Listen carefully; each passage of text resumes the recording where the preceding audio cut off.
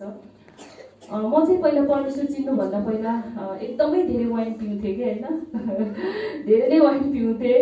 अनि जुन वाइन चाहिँ मैले छोड्नको निम्ति कति कोसिस गरेँ कि तर सक्दै सकिनँ।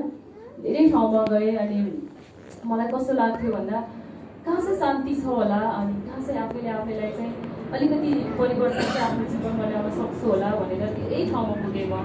अब जस्तो बाहिरी संसार धेरै ठाउँमा पुगेँ।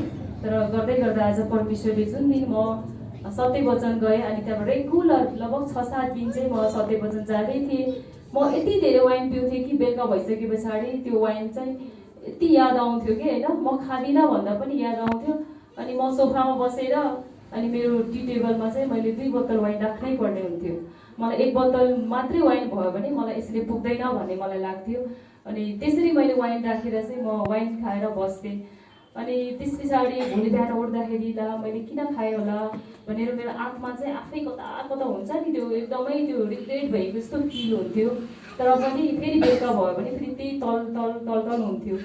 यस्तो नराम्रो मेरो बानी थियो। तर परमेश्वरको राज्यमा म त्यति बेला 6-7 दिन लगभग रेगुलर गएँ किनकि त्यो ठाउँमा चाहिँ त्यहाँको अगुवा सर म्यामहरू चाहिँ जुन घरमा बस्नुहुन्थ्यो त्यही घरमा पनि महिमा हुन्थ्यो कि एभ्रिडे बुधबार र शनिबार चाहिँ भवनमा हुन्थ्यो, अरू टाइम चाहिँ घरमा हुन्थ्यो। अनि जाँदै थिएँ लगभग म 6-7 दिन मात्रै भएको थियो। आकस्मिक मलाई त्यो वाइन खानाबाट परमेश्वरले कसरी छुटाउनु भयो मलाई थाहा भएन। त्यो वाइनको चाहिँ यादै भएन। परमेश्वर पितालाई धन्यवाद होइन। अनि मलाई चाहिँ के लाग्यो भन्दा त्यहाँबाट चाहिँ साँच्चै परमेश्वर साँच्चै महान हुनुहुँदो रहेछ। त्योभन्दा पहिला मैले पहिलो दिन ग्रहण गर्दै गर्दा 3 चोटि मैले सच्चाइमा गएर सोधेँ के अरे यो चाहिँ येशू होला, मतलब विदेशी धर्म भन्छ, 10 वर्ष पछाडि त फेरि क्रिस्चियनमा लान्छ अरे पनि भनेर मैले 3 चोटि गएर चाहिँ मैले उहाँहरूसँग सोधेँ।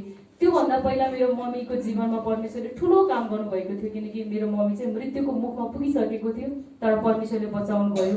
मेरो मम्मीको चाहिँ मुटुमा देब्रे साइडको चाहिँ मम्मीको के अरे त्यो निमोनियाको कारणले टोटली त्यो फोक्सोहरू चाहिँ ड्यामेज भइसकेको थियो। अनि मेरो मम्मी चाहिँ लास्ट टाइम हस्पिटलमा हामीले चाहिँ के अरे अक्सिजनमा राखेको थियो।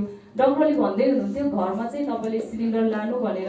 तर मैले त्यति बेला परमेश्वर चिनेको थिएन। मेरो मम्मीलाई चाहिँ मेरो मामा सच्चाइ जानुभयो रहेछ अनि मामाकै र दिदीको हातद्वारा मेरो मम्मीले जीवन पाउनु भएको थियो। त्यो गवाई सुनेर म सच्चाइ खोज्न गएँ। तर खोज्न जाँदै गर्दा पनि मैले 3 चोटि मैले सोधेँ अनि मात्रै मैले ग्रहण गरेँ।